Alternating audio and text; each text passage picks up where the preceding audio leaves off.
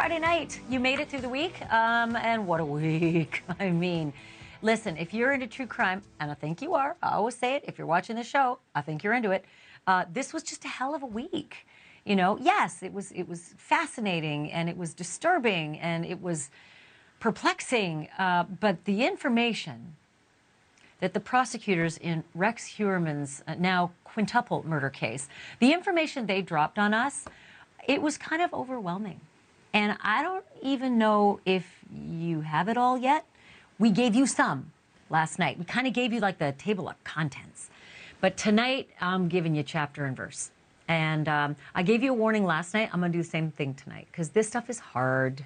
It's uncomfortable. I wanted to belt a whiskey when I went over it for the first time yesterday.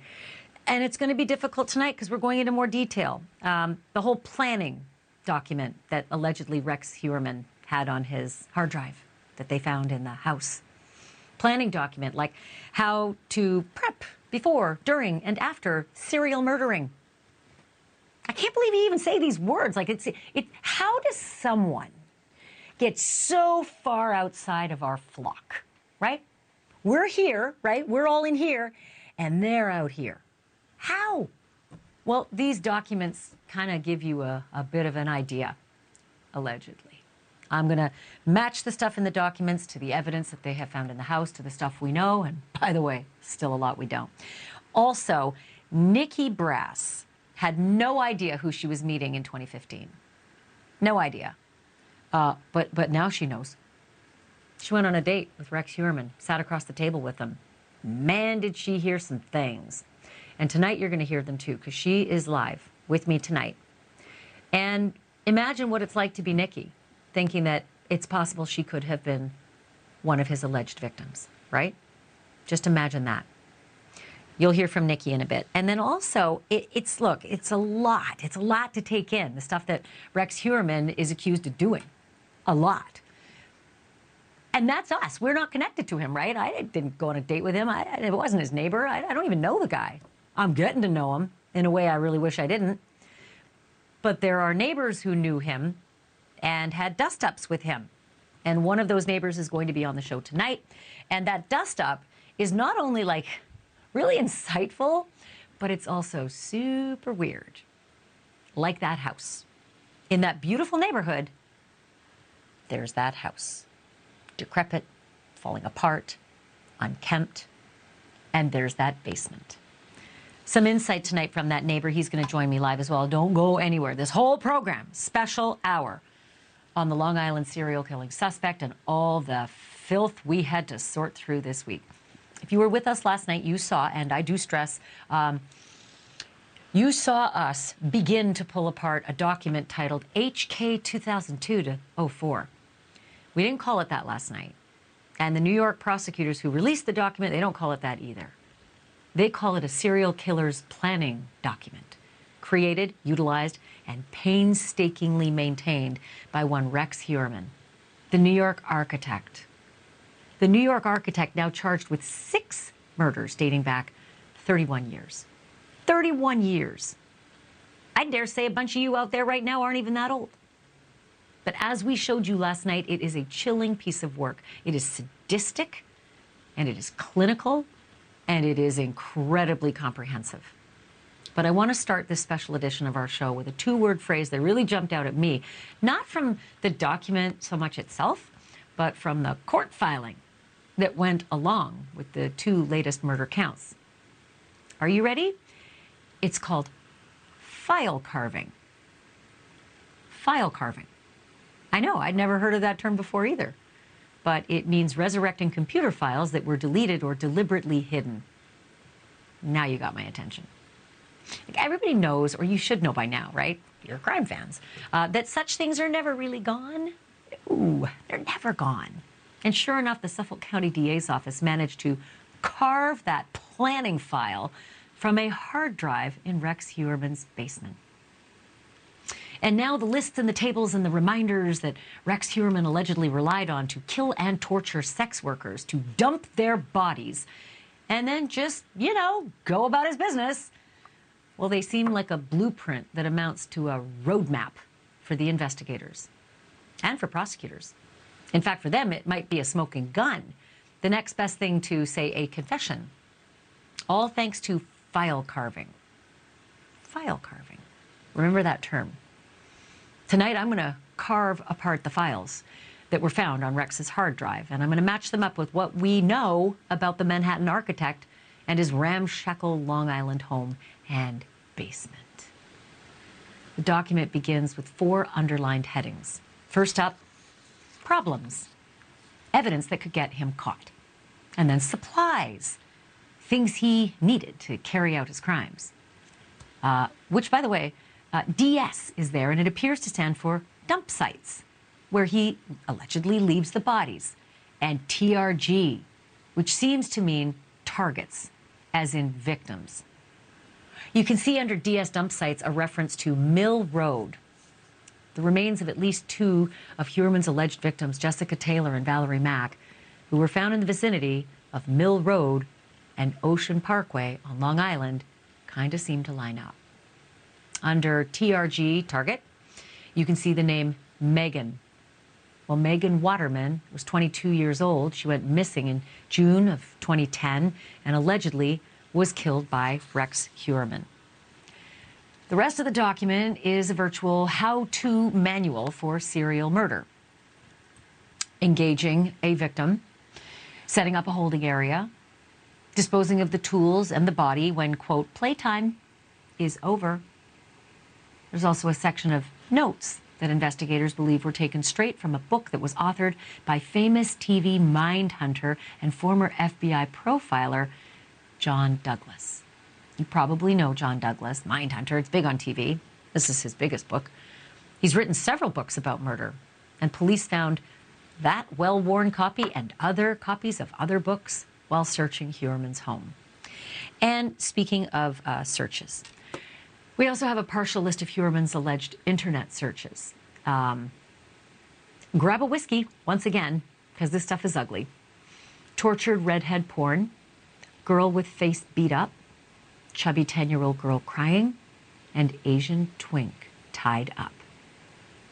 Without question, I need some experts here to help me out, sort it all out, make some sense of it. But first, one more big observation. As meticulous as the planning document is, it is riddled with insane mistakes, like childish spelling errors. Misleaders is spelled M-I-S-S with a hyphen. Plastic is missing the S. Lie, and that's the type of substance that dissolves bodies. Yeah, it's spelled with an I-E instead of a Y-E. Ratchet, spelled with a D instead of a T. Dumpster, missing the P. He even spells the word evidence wrong. Evidence. And spells destroy multiple times with an I instead of an E. There's an extra U in torture a couple times. And the way he misspells the word organized, not just once, but a whole bunch of, look at it. Originize, it makes the word almost unrecognizable. Again, multiple times, so not just a typo. But is this a highly educated architect who's just a lousy speller? Was he just typing really, really quickly because he was excited and made the same mistakes over and over again? Is it possible the mistakes were intentional? I don't know. And then, of course, the question his defense attorney is sure to pose. Perhaps was this not the work of Rex Heuermann at all? I'm joined now by 2 people who have been following this case very closely. Dr. Chris Mahandi is a clinical police and forensic psychologist with more than 25 years' experience assessing and managing violent behavior. Pascal Bobouf hosts the very popular online show, The Pascal Show, which covers true crime. Had a chance to chat with Pascal at CrimeCon last week. Thank you to both of you. So appreciate you being here. Dr. Mahandi, I'm going to start with you. You saw what we all saw this week. It's a lot of reading. I'm sure it's right up your alley with the work you do. But is this typical of a serial killer to keep track, meticulous track of what to do, what's done, and what to do better, you know, next time to improve? Yeah, there are different types of serial killers. Obviously, there are the ones that even the suspect in this refers to as organized versus disorganized. And, you know, most of them are the organized type, the predator, narcissistic psychopaths who are sadistic in nature, and they're killing for power and dominance over others and to fulfill, various perversions. So, these folks see themselves as hunters. They go to, painful lengths to research what they're going to do to avoid getting caught. So the idea of having journals, operational plans, research, all that is part of the rush that they get. As far as the planning is part of the turn on for them, the stimulation, the build up, if you will. But it also fulfills, in addition to that thrill aspect of it, it's purposeful. It's they see themselves as hunters. They see themselves, going out, and getting, quarry, prey. They're not looking at their victims as the people that they are, inherently, part of humanity. But they see themselves as entitled to take life, and to do so with efficiency and to avoid getting caught. So this is all pretty typical stuff that you would be looking for with a suspect like this. It's not surprising. I've seen plenty of these kinds of, kill and, rape planning lists before, and invariably an arrogant guy like this alleged suspect, they think they're so smart, yet it's their sense of, I'm so smart, I'm going to beat you guys by playing all these things, researching all this stuff that is the superiority complex, right? It always comes back to bite them. The superiority complex. They all think they're smarter. Mm-hmm. Yeah. Yep, they do. It's their undoing. Speaking of the details, yeah, they undo themselves with their own ego. Pascal, you have been covering this, and as a journalist, you and I, we wait with bated breath for details, and usually we have to wait till trial, right? We don't usually get this kind of I hate to call it a windfall, but this is a windfall of details that I was not expecting with these two additional charges. First of all, were you surprised? And second of all, what stood out to you? Well, I mean, honestly, it was a yes and no. It's kind of a yes and no answer.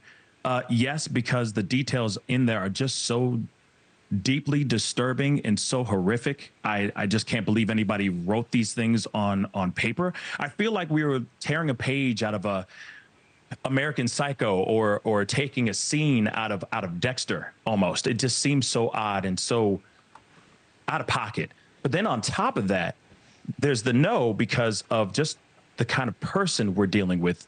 I mean, this is an architect. This is somebody who's very meticulous, very on point with plans, this blueprint that we're talking about in this document. It definitely works with the kind of person that we're dealing with. Yeah, I mean, and I have to keep reminding myself this is all, allegations at this point. It's hard to see how he's going to dig out from underneath the massive mountain of allegations that look pretty cut and dry. But Dr. Mohanty, it is hard not to notice how childish this supposedly well-educated architect is. He can't spell for a dime. And it's embarrassing. I mean, it's heavy, H-E-V-E-Y. I don't mean to cast, mild aspersions, but it just doesn't make sense that someone who is university educated has these kinds of mistakes. Is there something you see I'm not seeing? No, I mean, obviously one hypothesis is this misdirection on purpose, but to repeatedly misspell words the same way as you've seen in several of the documents, that would be a lot more effort than I think he would be willing to go to an individual like this. I just simply think the individual who did this is simply a bad speller. It's not inconceivable and not inconsistent with some highly educated people that they have specific strengths and weaknesses. Strengths might be in the architect's world, if this is our suspect who's actually found guilty eventually, are the visual spatial, kinds of strengths. But when it comes to, verbal, writing, paragraphs, that kind of thing, you can do a list, but a spelling is a deficiency. So it's not a big deal to me. It's clear he knows what he's talking about. It's just one of those things that's going to be a signature that they'll find in other writings that he has, stylistically, that they will use to connect him further to these writings. It's a great point. The signature writings and the spellings and the style and even the writing, analysis sometimes is pretty fascinating stuff. Dr. Mahandi, in a moment, I'm going to ask you about some of the more disturbing things that, came out in these documents. The fact that there was a request for supplies, including a crossbar to make a table stronger. And then something called a hard point, which I had to look up. It's very disturbing. It's the place where you would hook a victim to the ceiling to suspend in sexual bondage. I had to learn a lot of things I preferred not to know. And then also like the hit harder so that you can take them down sooner, playtime. I'm going to ask you about all of that in a moment. But first I want Pascal to weigh in on whether you think this is now just a slam dunk, whether you think that there's no way to get past everything that we've read, whether it's just game over for Rex Heuermann at this point. Ashleigh, I got to be honest, it's a wrap.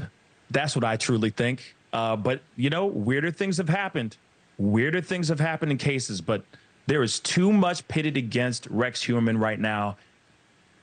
It's a slam dunk. We can basically say we already know the results. We already know the verdict. Lock him up, throw him, bury him under that prison. That's what I think. Yeah, I mean, one or two things you can, as a defense attorney, say, well, a lot of coincidences here, and there could be, but when there's this, like I said, a mountain of coincidences, it becomes very unreasonable to think that that is doubt. It becomes very unreasonable doubt as opposed to reasonable doubt. So, Dr. Mahandi, the other part, the reason I wanted Pascal to answer that first was because jurors are average people. They don't live the world that the three of us live in. They don't read these documents all the time. They're oftentimes seeing these things for the first time, and it is hard to digest, even for seasoned people in the crime space. They're going to hate him. They're going to see these things about the mutilations of women's breasts and the carving out of their tattoos and their markings and their torture marks, where allegedly his documents say, carve out their torture marks, make sure you get rid of them. They're going to hate him. Is there anything a defense attorney can do to try to just lighten that load for the jurors and against, their client? Well, that's a tall order. They may try and dig into his childhood and find some abuse excuse stuff of some sort, but I think it's going to fall on deaf ears because most people that have had troubled childhoods transcend those kinds of situations. And the amount of fantasy that he's engaged in over time, that was the other part of that documentation, all the computer stuff having to do with bondage porn, rape, torture, mutilation. He's had a long history of fantasizing about this before allegedly implementing it. And that's going to be a tall order to get over, particularly with how organized he allegedly was. So I think it's going to be tough. I think the best thing they could do if it's an offer is to plead him out. Yeah, I think you're right. I've got a couple of attorneys coming up a little later on the show, and that's my number one question. Is it all over but the plea at this point? To both of you, Dr. Chris Mahandi and Pascal Beauboeuf, thank you so much for your wisdom and your insight, and it's nice to see you again, Pascal. It's always nice to see you, Dr. Mahandi, but I just saw Pascal, so thank you both. Thanks for having me. Coming up next, we have a view of Rex Heuermann that no court filing nor any computer hard drive could ever give us. What was it like to date him? Hard to say those words. Nikki Brass sat across a table from a man who police say was a sadistic serial killer. He tried to get her to come home with him. So what made her hesitate? What was it that may have saved her life? Nikki joins me live after a break with reaction to all of the terrifying details that she's also learning, and her lawyer is with her. Next.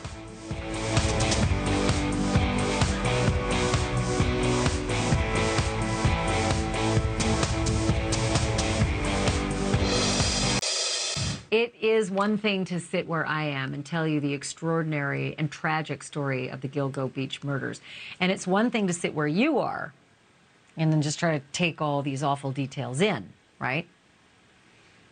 But take a breath and imagine for a second that you're sitting across a table from the very man who is now accused of seeking out and torturing and killing innocent women, like you or your sister or your mom or your daughter. Nikki Brass had that experience. She's a hair and makeup artist who used to work as an escort and says her date with Rex Heuermann in 2015 was one of the more terrifying nights of her life. She adds that it was also very, very strange. And she joins me now with her lawyer, John Ray. Thank you to the both of you. Nikki, let me begin with you if I can. And thank you for coming back on the air to talk about this. Obviously, in a really difficult time for you, because these were very uncomfortable details that we learned this week. A blueprint with hunting and targeting and playtime and supplies, all allegedly Rex Heuermann planning his kills. What's your reaction to the information that you've heard? Honestly, a lot of the information I already had from him.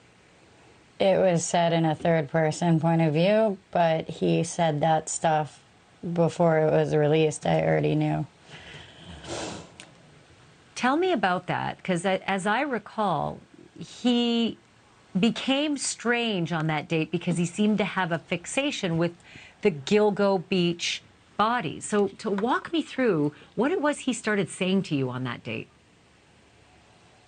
When we first sat down, we talked about basic stuff, and then it moved to him asking if I knew anything about serial killers or was interested in it, which I did know a lot about serial killers, so we started talking about different serial killers. After we talked about them, which that was like very much third person, just somebody who read about it talking. Then he asked if I had heard of the Gilgo Beach killings, which I'm from Long Island, so I have. And that's when he started to get weird, and it wasn't third person anymore. It seemed more like somebody who was like remembering and enjoying talking about it and just way too detailed. And he said things that like I didn't remember hearing in the news yet. Did his manner change? I mean, in the conversations you had when you first sat down, it seemed like it was kind of an innocuous shared interest in true crime. Lots of people like true crime. Did his manners? Yeah. Did his mannerisms change as you got into the Gilgo Beach murders? Yeah. Yeah, he leaned in, he got excited. It seemed like something he like very much wanted to talk about. But not even just talk about. You know the look in someone's eyes when they're remembering something, when they're thinking about it, when they're trying to think about details. It was like that. It wasn't like somebody who read a book and was just spewing facts. It was somebody who was trying to act like they didn't live it. At what point, Nikki, did you realize that you needed to get out of there? Because as I understand it, he's asking you to come back to his home. And when you're saying no, he's suggesting he drives you to your home. What was your spidey sense that told you, beat it, get out of here? He had never offered to drive me to my home. He insisted, he asked me if I was going to go with him. He had showed me a white envelope, like implying it had money, but never showed me money. And then asked if I was going to go home with him. I was like really, really uncomfortable. By that point, I had already texted somebody to meet me outside. So I told him like, thank you for dinner, but no thank you. And like, you could tell he was like visibly like annoyed. And he was like, well, why not? And trying to understand. I was like, trying to make excuses. So I was like, you know, it's late. I really don't want to drive that far in the dark. And he was like, no, no, no. Like, you'd leave your car here. We'd go in mine. Why would we take two cars? Like, very insistent that if I go, I'm taking his car. Do you think that you could have been one of these victims? If I went to his house, yes. It just gives me the chills to think that you had that strong sense to move on, to get out of there, and to ask for someone to meet with you. John Ray, can I ask you about Nikki's Sure. Recollections and her encounter with Rex Heuermann? I'm curious if she will end up playing a part in any kind of prosecution if there is a trial. Look, if he pleads, then there's not going to be a trial. But if he doesn't plead and there is a trial, do you think Nikki is going to be a part of it? It's possible Nikki will be a part of it, but one thing that's notable that I just heard for the first time is that he pulled out this white envelope to pretend that there was money for her. He did exactly the same thing, according to the taxi cab driver who put him together with Shannon Gilbert at the Sayville Motor Lodge. He used a white envelope. And just today, as a result of all these issues, another woman called who had been stalked by him, and he did the same thing. He took a white envelope out and pretended there was money in it and tried to seduce her into staying with him for longer than an hour. Same modus operandi in all three situations. And by the way, you know, we've talked about this greatly, and we really believe that there's a, you know, an accomplice, at least one accomplice in this case. And if you look at your list that he made, these are checkoff lists to make sure he doesn't miss anything. That's what they are. And if you look at under his supplies, he has something that's a giveaway. He says hair, and he's very careful about everything he writes. He says hair nets, plural. One head, one hair net.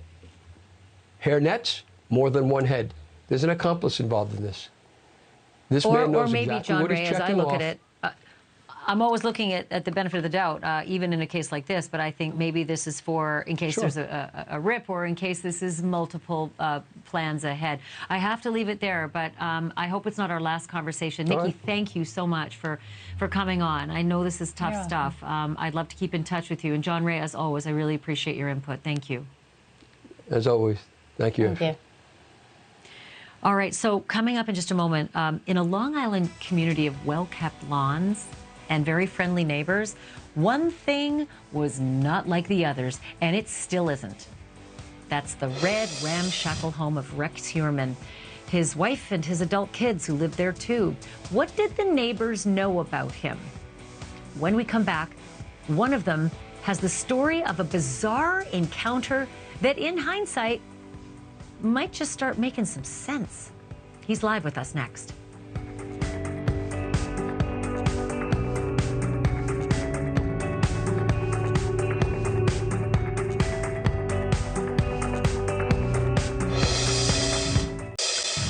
Massapequa Park is the Long Island village where Rex Heuermann lived actually his whole life.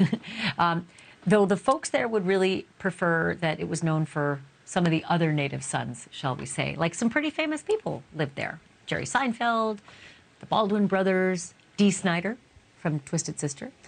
Even that last one there, Joey Buttafuoco. So that was kind of a blight, but not this kind of blight on the neighborhood.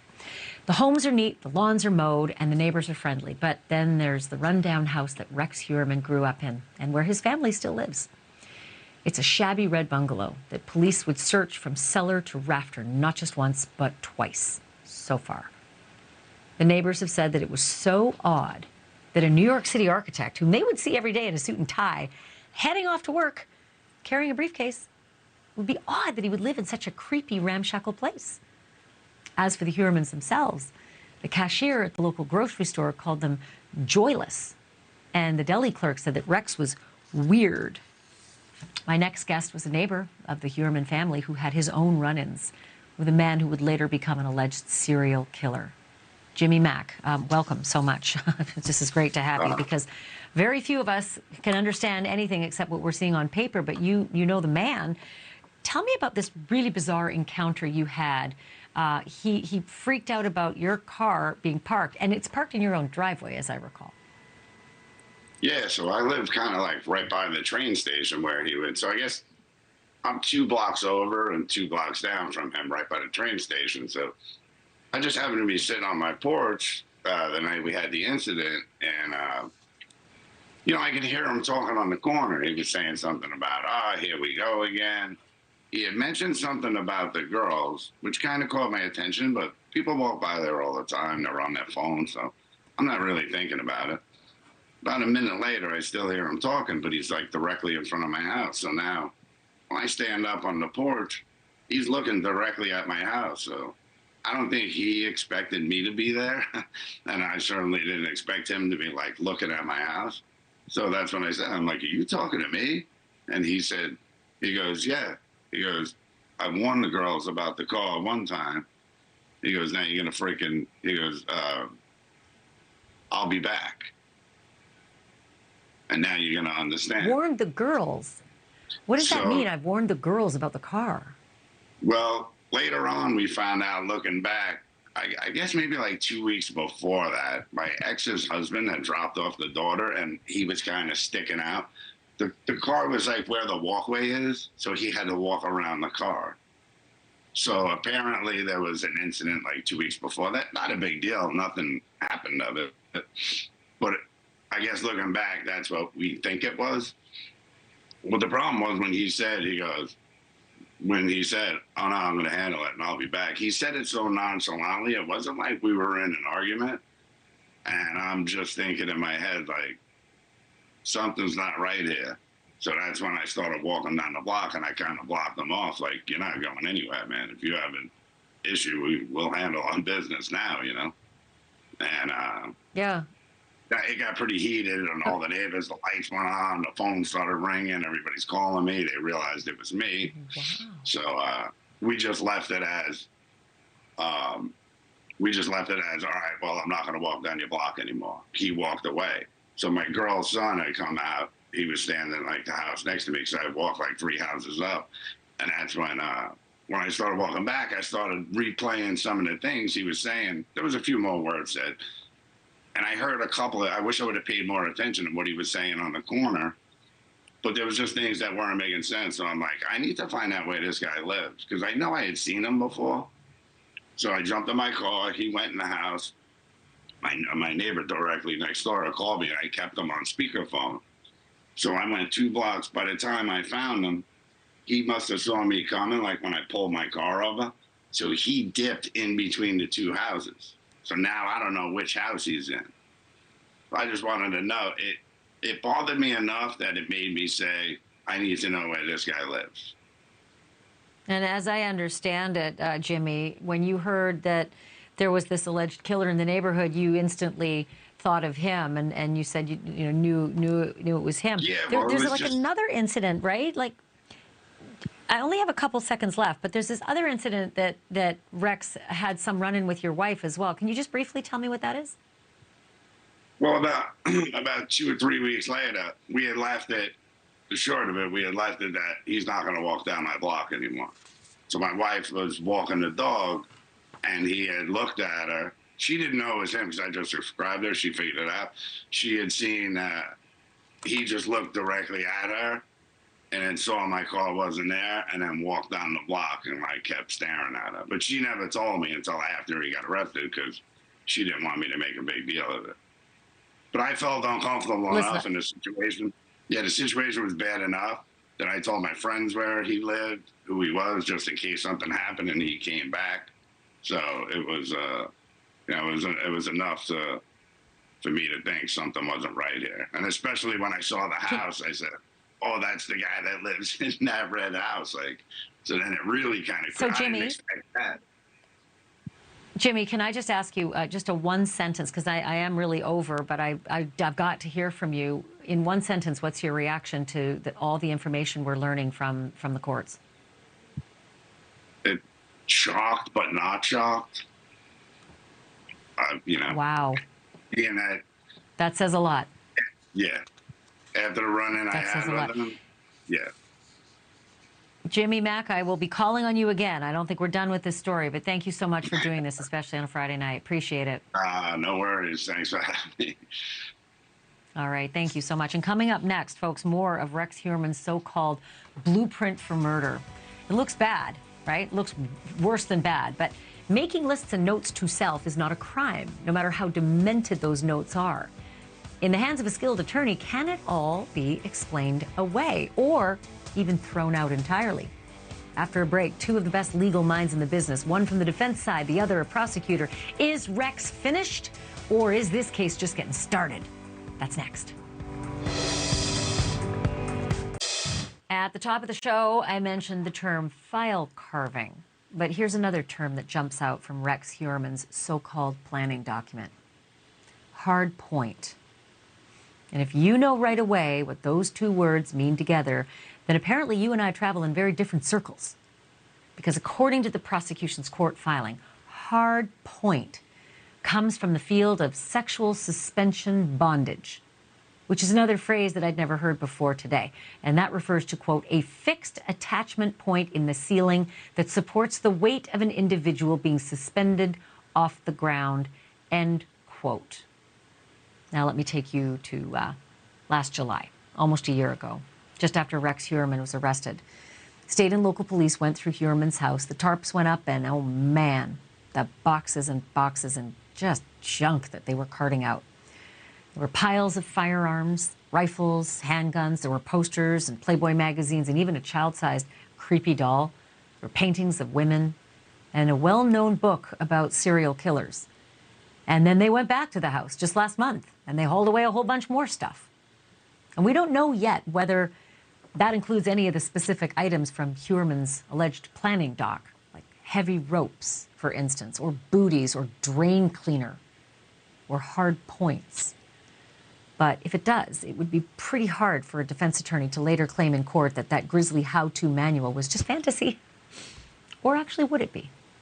Sarah Azari is a trial attorney and NewsNation legal analyst, and Dave Ehrenberg is a state attorney for Florida's 15th Judicial District in Palm Beach County, both friends of the show. Okay, I'm going to start with you, Sarah, because, woof, this is just a mountain of bad facts. But is it slam dunk?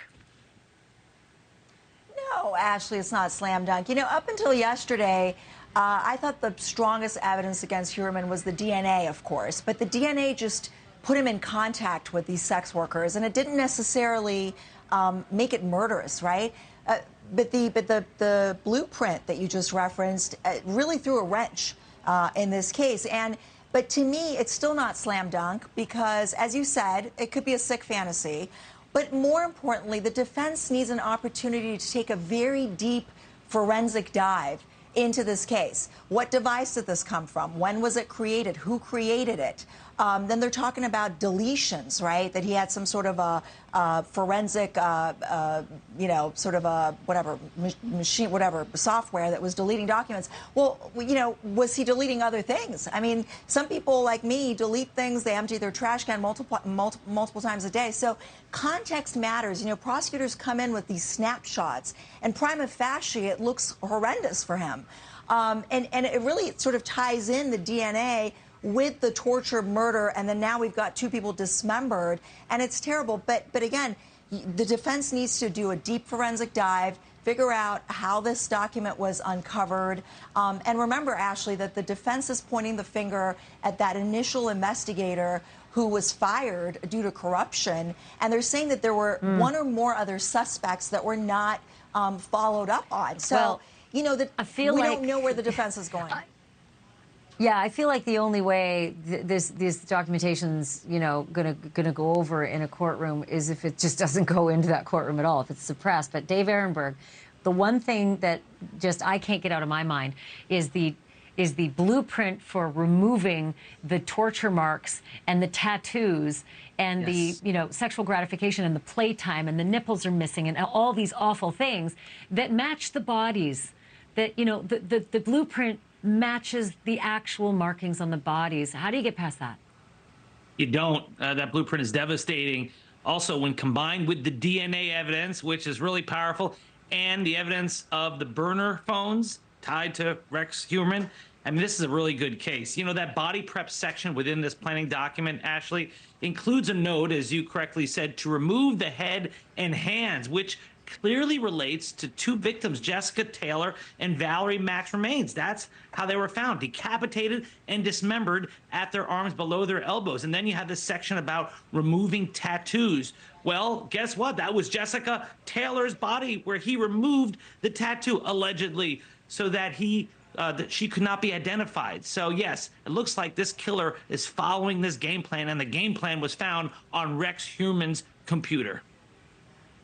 I have 10 seconds left, 5 seconds for each of you. Plea deal, Sarah? Yes or no? Is it going to happen? Maybe, maybe not. I think, you know, we're still in discovery. Discovery yields more investigation and more discovery. And so at some point, maybe. Got to go yes or no, because I'm 20 seconds to the end of the show, Sarah. I love you to pieces, but it's a yes or no only. Not yet. Quick, Dave, yes or no? Plea deal? Okay, not yet. No, Dave, no way. yes or no? No way. Ooh, wow. Okay. Have you both back, see how this goes. Thank you to both of you. So appreciate it. Sarah Azari and Dave Ehrenberg, as always. And for us, thank you all for joining us. We are flat out of time, but is it really possible that Rex Heuermann's wife and kids could have no idea about this? Wow, that's next.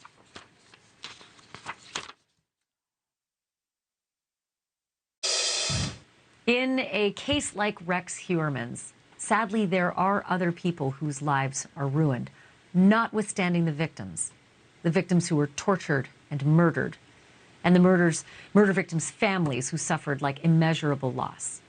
But Rex had a family too, right? Still does. Wife, kids, who did not invite any of this. And it is important to note that the investigators believe that they played no part in these crimes. Let me repeat that. Investigators believe they are not involved. The prosecutors have said his alleged murders took place while his wife and kids were away. And just this week, we learned of a date book that allegedly belonged to Rex, showing his wife out of town during Jessica Taylor's disappearance in 2003. Prosecutors wrote this: the murders of all 4 charged victims, and now the murder of Ms. Taylor, occurred at times when defendant Heuermann's wife and children were located out of state, which would have allowed defendant Heuermann unfettered time to execute his plans for Ms. Taylor, which included the decapitation, dismemberment, and transportation of her remains, without any fear that his family would uncover or learn of his involvement in these crimes. For now, despite her quick divorce filing, Asa Ellerup seems to be standing by her man, visiting him in prison, jail. But maybe she's in disbelief.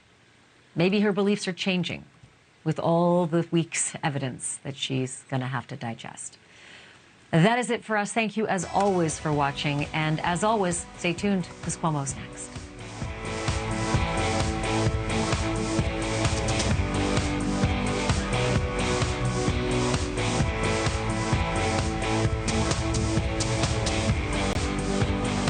Thank you for watching. Go to newsnationnow.com to find NewsNation on your television provider. And don't forget to click the red subscribe button below to get more of NewsNation's fact-driven, unbiased coverage.